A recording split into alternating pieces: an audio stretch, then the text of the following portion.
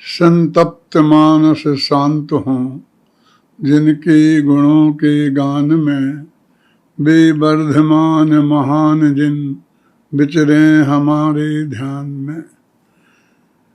ये जो भी शिविर चल रहा है ये बहुत अच्छा चल रहा है। 4 दिन हो गए हैं। मैं पिछले 4 दिनों से लगातार रोजाना 2-2-3 घंटे इसको सुन रहा हूँ। बच्चों को पढ़ाने वाली क्लासों को भी सुन रहा हूँ, बुजुर्गों को पढ़ाने वाली क्लासों को भी सुन रहा हूँ। सभी तरह की क्लासों को मैंने सुना है।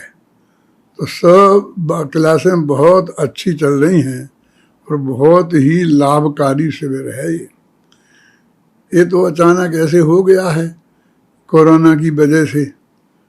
नहीं तो अपना अहमदाबाद में प्रशिक्षण शिविर था और सारी तैयारी उसके लिए ही चल रही थी। फिर सोचा कि अभी सब लोग घरों में बैठे रहें, सुनने वाले भी और बोलने वाले भी। और हजार विद्वान तैयार हो गए हैं बोलने वाले। महाविद्यालय के इस पर 40 साल के मेहनत से जो विद्वान तैयार हुए हैं उनका उपयोग भी हो और लाभ, घर में बैठे बैठे लोगों को लाभ भी हो, क्योंकि अब दिन भर घर में बैठे हैं।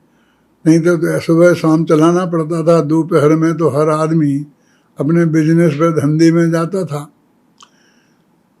आखिर कब तक चलेगा ये ऐसा? इसलिए जितने दिन ये चल रहा है इसलिए हमने ये प्रयास किया और हम जितना नहीं समझते थे उससे भी ज़्यादा ये सफल हुआ है। देखो, जैन धर्म की यदि सुरक्षा करनी है और अब उसके माध्यम से अपने आत्मा का कल्याण करना है तो हमें कुछ ना कुछ करना ही होगा। इसके उद्घाटन के दिन मैंने एक बात कही थी, वो अत्यंत महत्वपूर्ण बात है कि हम न केवल विश्व में बल्कि हिंदुस्तान में भी और हिंदुस्तान के प्रत्येक प्रांत में भी अत्यंत अल्पसंख्यक हैं।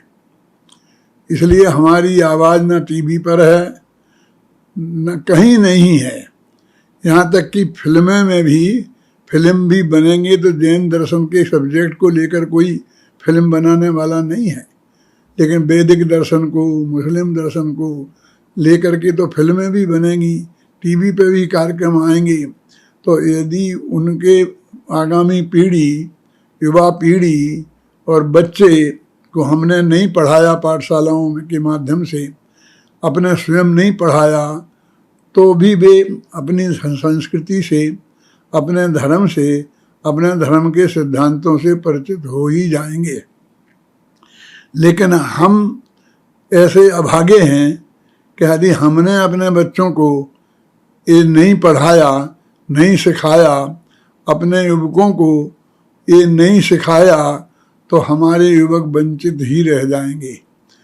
2 नुकसान होंगे।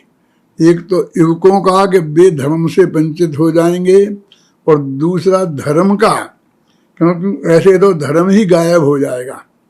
ये दीवालों पर लिखाने से, संगमरमर के पाटियों से पर लिखाने से जिनवाणी सुरक्षित नहीं रहेगी। ये जिनवाणी हमें लोगों के दिमाग में लिखना पड़ेगी।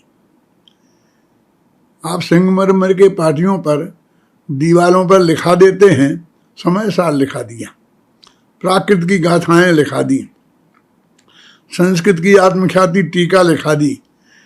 कौन एक आदमी भी उस दीवालों पर जाके कभी स्वाध्याय करेगा?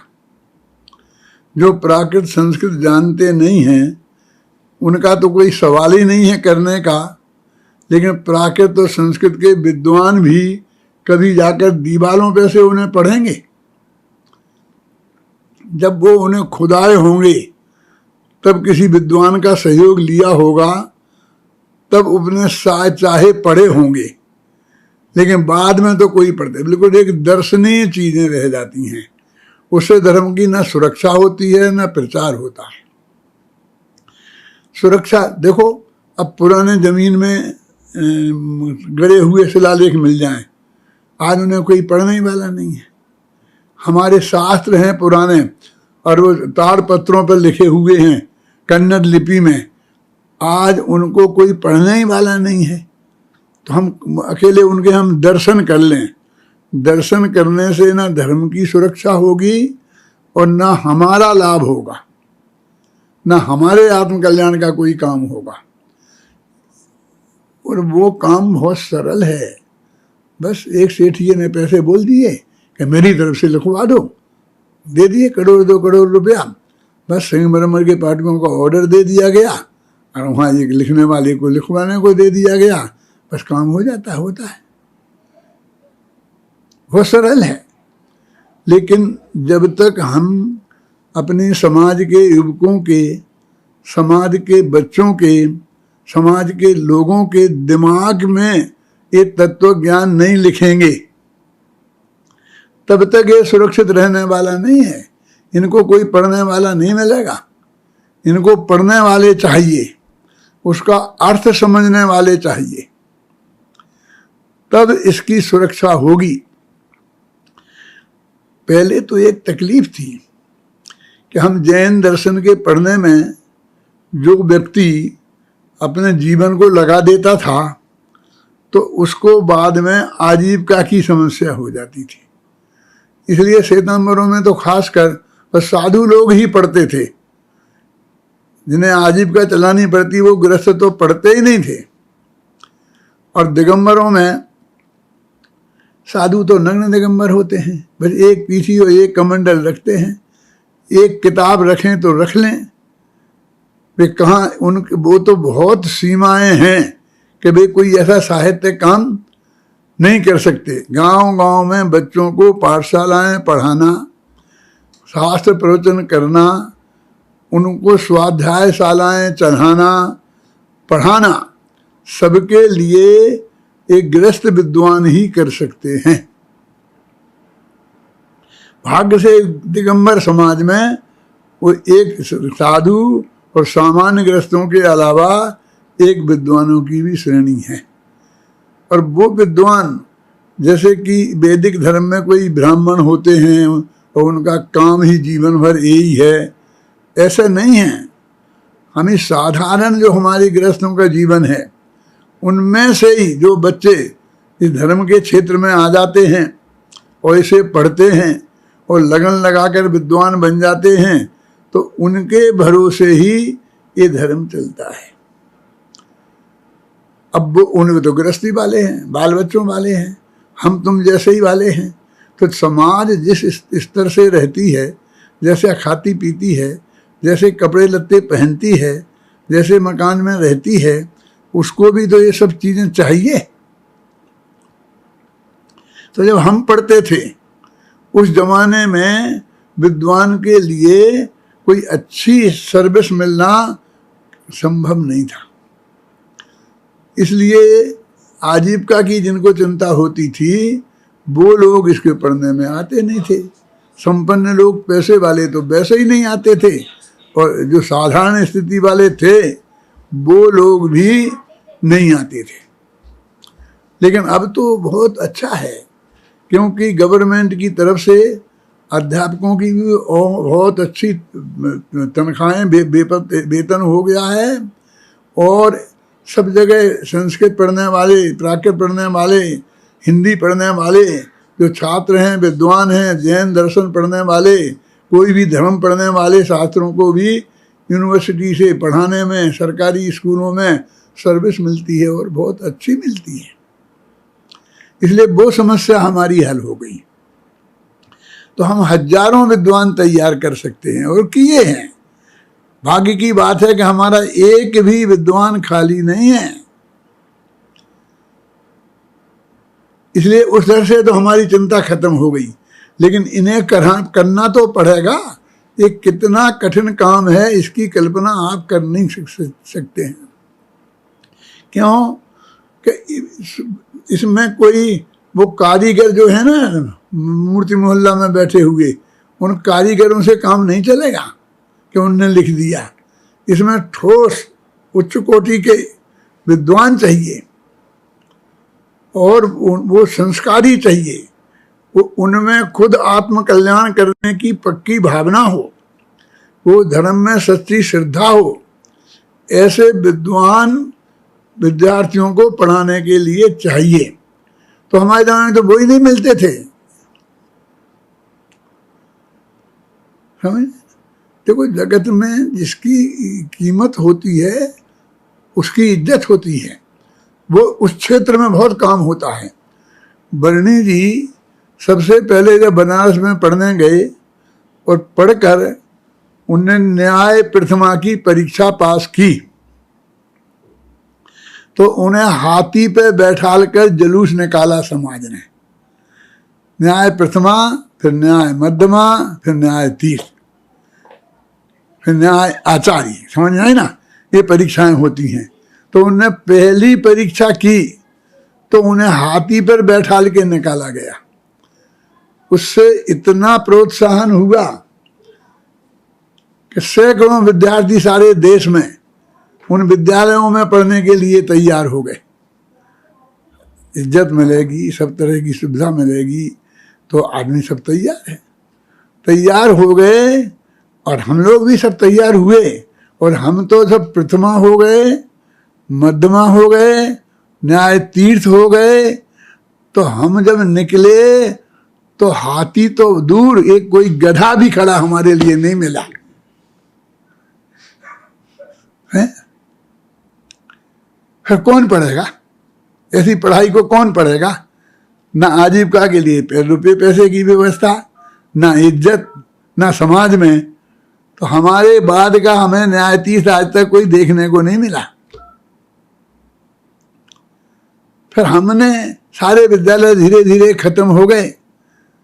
हमारे अंदर में वो ललक थी, वो धड़क थी, तो हमने अपना ये विद्यालय खोला और अध्यात्म के बल पर गांव-गांव में जाकर बच्चों को समझाया, उनके माँ बाप को समझाया और उन्हें लाए।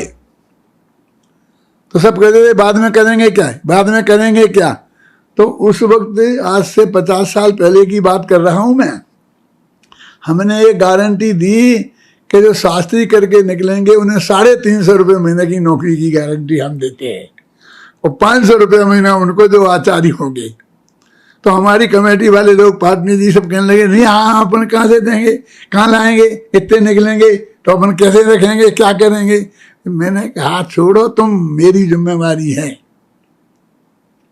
हम करेंगे व्यवस्था, समाज को तैयार करेंगे। लेकिन आज तक तो उतने रुपए पर कोई विद्वान को कभी हमें नियुक्ति करानी नहीं पड़ी। उसके बाद ऐसा हो गया, भाग्य से गवर्नमेंट में जाने लग गए, अच्छी अच्छी तनख्वाहें हो गई और सब बात। तो आज हमारे पास यदि जैन धर्म का सच्चा प्रचार हमें करना है तो हमें वो विद्यार्थी भी मिलेंगे, अध्यात्म के जोर से भी मिलेंगे, हमारी कला की रुचि से भी मिलेंगे, और आजीविका की भी अब कोई समस्या नहीं है। लेकिन ऐसे ठोस विद्वान और ऐसे लगन वाले पक्के विद्वान कि जिन्हें धर्म की और समाज की और अपने आत्मा के कल्याण करने की भावना हो, वो विद्वान ही ये काम कर सकते हैं। ये अरे गहरे नथु गहरों का काम नहीं है। आत्मख्याति पढ़ाना, समय सार पढ़ाना, ये मूल तत्व ज्ञान जो पूज्य गुरुदेव श्री ने अपनी गहराई से तत्व ज्ञान दिया है, वो सबको सिखाना, ये इतना आसान काम नहीं है। ये तो महाभाग्य था, तो अभी ये हजारों विद्वान ऐसे तैयार हो गए। अब वो विद्वान, हमको एक विद्यार्थी मिले जो पूरी लगन से पढ़ने को तैयार हो। माँ बाप के समझाने से क्या होता है, जब तक उस विद्यार्थी की रुचि नहीं होगी तब वो नहीं पढ़ेगा। और यदि विद्यार्थी की भी रुचि है और माँ बाप नहीं पढ़ाना चाहेंगे कि ये पढ़ के क्या करेगा, हमें तो IAS ऑफिसर बनाना है, कलेक्टर बनाना है, क्या ख्याल में आया, तो भी नहीं। घर वालों को, हमारे ऐसे विद्यार्थी हमारे पास आए हैं, मैं विद्यार्थियों के नाम बता सकता हूँ कि जिनके माँ बाप ने उन्हें घर से निकाल दिया क्योंकि वो यहाँ पढ़ने आ गए थे, लेकिन वो कहे नहीं मैं तो पढ़ूंगा।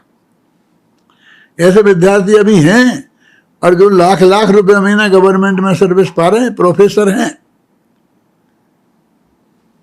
उनके माँ बाप ने यहाँ नहीं भेजा। ऐसे भी आए कि माँ बाप उन्हें लेके आ गए तो भी ये 2 महीना रह के भाग गए। मेरे कहने का मतलब वो 5 साल रह के जम के पूरी ताकत से वो विद्यार्थी खड़ा रहे और पढ़ाने वाला पूरा दम लगा करके उसे दिल से पढ़ाए, तब जाके 5 साल में एक विद्वान वो तैयार होता है। जब वो तैयार हुआ फिर वो समाज में रहे, स्वाध्याय निरंतर करे, मंदिर में प्रवचन करे, तो 10-20 साल में फिर वो उच्च कोटि का प्रतिष्ठित विद्वान बनता है, निकलते ही नहीं बनता। और जब तक ये बन के तैयार होता है उसकी समाज में प्रतिष्ठा होती है, वो जनवाणी लिख सकता है, बोल सकता है, उसके एक एक वाक्य को आप लोग झेलते हैं, बड़े सौभाग्य से सुनते हैं, उसकी एक एक पंक्ति को आप पढ़ते हैं। जब वो ऐसा होता है तब तक उसके बाल सफेद हो जाते हैं, उसे नोटिस मिल जाती है अगले होम में जाने की, मरने की। यानी कितनी निरंतरता का काम है कि यहाँ तैयार करो, वो तुमने संगमरमर के पाटियों पे लिखवा दिया, वो मरता नहीं है, वो हजारों वर्ष तक दीवार पर जड़ा रहता है, समझ में आए ना। लेकिन ये तो जिसको हमने सिखाया पढ़ाया है वो तो बुढ़ा होता है, वो तो मरता है, वो तो बीमार होती है। तो निरंतर उसे हम पढ़ाते रहें, जितने मरे उससे चौगुने हम तैयार करते रहें, तब ये परंपरा जिंदा रहती है। बहुत मेहनत का काम है और इसमें मेहनत करने वाले बहुत त्यागी तपस्वी विद्वान चाहिए। आप अब लोग ये कहते हैं कि ठीक है आपका धर्म सुरक्षित हो जाएगा, धर्म हो जाएगा, लेकिन उसका क्या होगा, उसका क्या होना, उसको आजकल की भाषा में बोलते हैं उसका क्या फ्यूचर है। ये फ्यूचर क्या होता है, क्या मिलेगा उसे तुम्हारे धर्म के पढ़ने से? तो हम कहते हैं मोक्ष मिलेगा, तो हंसता है कि मोक्ष नहीं चाहिए, हमें तो नौकरी बताओ। कहते हमें तो ऐसी पढ़ाई चाहिए कि जिस पढ़ाई से नौकरी की गारंटी हो। हमारी इंजीनियरिंग की पढ़ाई ऐसी होती है कि पढ़ के हम निकले नहीं, और वहीं कंपनियां आ जाती हैं कॉलेजों में और उनको वहीं से बड़े बड़े पैकेज दे के, करोड़ों के पैकेज दे करके और ले जाती हैं, जिसमें गुलामी की गारंटी, नौकरी की गारंटी है। माने क्या है नौकरी की गारंटी? माने चक्रवर्ती बनाने की गारंटी है। नौकरी की गारंटी माने गुलामी की गारंटी है ना। इसको गुलामी की गारंटी चाहिए, मोक्ष की गारंटी नहीं चाहिए। छूटने की गारंटी नहीं चाहिए, बंधने की गारंटी चाहिए। अब तो भाग्य से मैंने कहा ना कि हमारे विद्यार्थी जो प्रोफेसर हैं, हमने सारी जिंदगी में जो नहीं पाया, आज 2-2 लाख रुपए महीना पा रहे हैं यूनिवर्सिटियों में, आराम से पढ़ा रहे हैं। इतनी प्रतिभाशाली जो हैं और उनने काम किया है, तो अब वो भी कोई कमी रही नहीं है। लेकिन और कहाँ क्या भविष्य है? तो लोग कहते हैं कि मेरा लड़का तो डॉक्टर है। आप जानते नहीं हैं, लाइन लगती है, लंबी लाइन, यूरोलॉजिस्ट है। मैंने कहा यूरोलॉजिस्ट क्या होता है कि नहीं जानते आप? पेशाब की बीमारियों का, कि वो करता क्या है हमें तो ये बताओ। कि सुबह से लाइन लगती है और देखता है 1,000 रुपया फीस लेता है, पहले पैसे जमा कराओ तब तो अंदर एंट्री मिलती है। तो सुबह से शाम तक वो करता क्या है, क्या देखता है? जिन अंगों का नाम लेने में हमें शर्म आती है, कोई नाम ले तो उसे हम गुंडा बदमाश कहते हैं, उन अंगों को सुबह से शाम तक देखता रहता है। और वो भी सड़े गले, क्योंकि अच्छे कौन दिखाएगा? तो कोई बीमारी होगी, तकलीफ होगी, सड़े गले अंग होंगे तभी दिखाएगा ना। तो उसने सारे ज्ञान का उपयोग सारी जिंदगी लोगों के गंदे सड़े गले उन अंगों को देखने में जाती है। ये है उसका भविष्य। बोलिए चाहिए कि नहीं? मेरा लड़का तो पैथोलॉजिस्ट है। क्या होता है पैथोलॉजिस्ट? कि खून की, पेशाब की, टट्टी की जांचें करते हैं ना, वो जांच करता है। क्या करता रहता है कि लेटरिन की जांच करता है, पेशाब की जांच करता है। माने दूसरों की लेटरिन जो खराब होती है, अच्छी नहीं, उस लेटरिन को देखता रहता है सुबह से शाम तक। उसके ज्ञान का कितना दुरुपयोग हो रहा है सोचो आप। सिर्फ पैसे ही सब कुछ होता है। लेकिन आज डॉक्टरों को नौकरी नहीं है, इंजीनियरों को नौकरी नहीं है, और हमारे विद्यार्थियों को नौकरी है। हमारा विद्यार्थी अंतिम तो उसका भविष्य मोक्ष में है। और समाज में भी ये सारे करोड़पति नीचे बैठेंगे और वो ऊपर कुर्सी पर बैठकर सबको पढ़ाएगा, इज्जत के साथ पढ़ाएगा। और ये 5 मिनट बोलना हो ना स्टेज पे आकर के सेठिया को, तो 5 लाख देना पड़ते हैं। शोधनमंद बन जाता है ना, तो प्रतिष्ठाचारी एक लाइन लिख के देता है, बस एक लाइन स्टेज पर बोल देना। उतना सा बोलने के लिए उसे 10-20 लाख रुपए देना पड़ते हैं।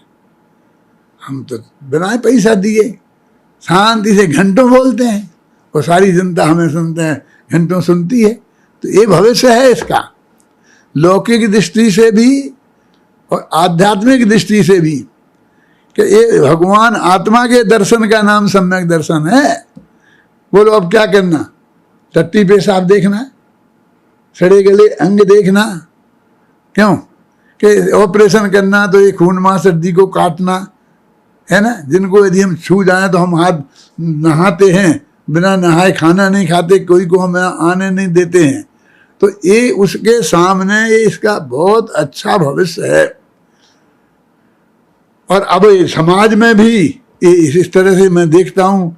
अभी मैं 85 वर्ष का हो गया, फिर भी मैं बैठता हूँ 3-3 घंटे तुम्हारे शिविर को सुनता हूँ, अपने पढ़ाए विद्यार्थियों को सुनता हूँ, उनके विद्यार्थियों के विद्यार्थियों को सुनता हूँ, और देख देख कर खुश होता हूँ। आनंद आता है कि मैं वो बातें जानता नहीं था, वही बातें तो मैंने उन बच्चों को सिखाई हैं, वो वही बातें तो बेचारे वो पढ़ा रहे हैं। वो सब एक काम हो रहा है, वो वही है ना। तो फिर मुझे तो रिपीटिशन नहीं है कि नहीं है, मुझे तो कुछ नया सीखने को नहीं मिला। लेकिन अपने बच्चे पढ़ते हैं, पढ़ाते हैं, समाज के बच्चे करते हैं, जैन धर्म का प्रचार होता है, आत्मा के कल्याण के रास्ते पर लगते हैं, तो हमें आनंद आता है, प्रसन्नता होती है, खुशी होती है। हम 700 पुण्य का उदय समझते हैं, और 700 पुण्य का बंद होता है। कितना महान काम है एक काम जो ये बच्चे कर रहे हैं। हम तो सिर्फ इन्होंने आशीर्वाद ही दिया है, अब हमें ऐसे ज्यादा काम करने की क्षमता और शक्ति भी नहीं रही है। लेकिन हर काम हम प्रोत्साहित करना, कोई भी ऐसे ज्ञान का यज्ञ की बात लेके आवे तो उसे हाँ बेटा करो, हम खड़े हैं तुम्हारे लिए, कि साहब पैसा, कोई चिंता मत करो, पैसे में से की हो जाएगा, सब हो जाएगा। और हमने देखा कभी ऐसे कामों में कोई कमी नहीं पड़ती है, सारे काम फायदे में ही जाते हैं, नुकसान में नहीं जाता है। कोई शिविर आज तक नुकसान में नहीं गया। हमने वो महाशिविर होते हैं अपने बड़े बड़े 2-2 करोड़ रुपए जिनमें खर्च होता है, उन शिविरों में शुरू से लेके करीब 52-54 450 इतने शिविर हम कर चुके हैं। तो हर दफे लोगों ने इस चिंता की कि क्या होगा, क्या होगा, घाटा पड़ जाएगा तो पैसा कहाँ से लाएंगे, कहाँ से लाएंगे। लेकिन एक शिविर घाटे में नहीं गया, हर एक ने लाखों रुपए उसमें बचाए हैं, कमाए। बिल्कुल कमी, कोई कमी नहीं है। काम बढ़िया होना चाहिए ना।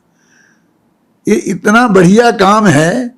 टोडरमल जी साहब तो कहते हैं कि ये सर्वज्ञ भगवान ने समूह शरण में बैठकर ये काम किया था, वो ये काम है। ये जो व्यवस्था में भी ये लग रहे ना राजेंद्र, वे लोग भी वो हैं, वो समूह शरण की व्यवस्था इंद्र ने और कुबेर ने की थी, तो वे समाज के कुबेर हैं, वो इंद्र हैं। उनका भी स्थान बहुत ऊंचा है। जिनका भी योगदान ऐसे कामों में हो रहा है, उन्हें अपने भाग्य को सराहना चाहिए। कहीं कोई कमी नहीं पड़ने वाली है। और आज जो सौभाग्य हमें मिल रहा है, कल क्या होगा हमने देखा नहीं। 4 महीने पहले क्या स्थिथि, 4 महीने पहले हमारे सारे देश के विदेश के कार्यक्रम बने हुए थे। 2 महीना तो विदेश जाने वाले थे। बम्बई में, कलकत्ता में, अहमदाबाद में, सब जगह जाने वाले थे, सब कैंसिल हो गए। एक दिन में मामला कैसा पलट जाता है। आज क्या परिस्थिति हो जाए आज से कल, इसका कोई ठिकाना नहीं है। अभी भी सबके माथों पे 3 साल पड़ रहे हैं, सब नेताओं के माथे पर, कि क्या करें। अब वो पुराना समय आने वाला नहीं है। अब तो एक आदमी को दूसरे आदमी से 2 मीटर दूर रहना पड़ेगा, हाथ नहीं मिला सकते, गले मिलना तो बहुत दूर है। अभी मैं टीवी पे देख रहा था कि एक महिला बंबई से आई, उसका हरिद्वार से उसका ससुर उसे लेने आया दिल्ली की ट्रेन में, तो वो उतनी दूर खड़ी रहे।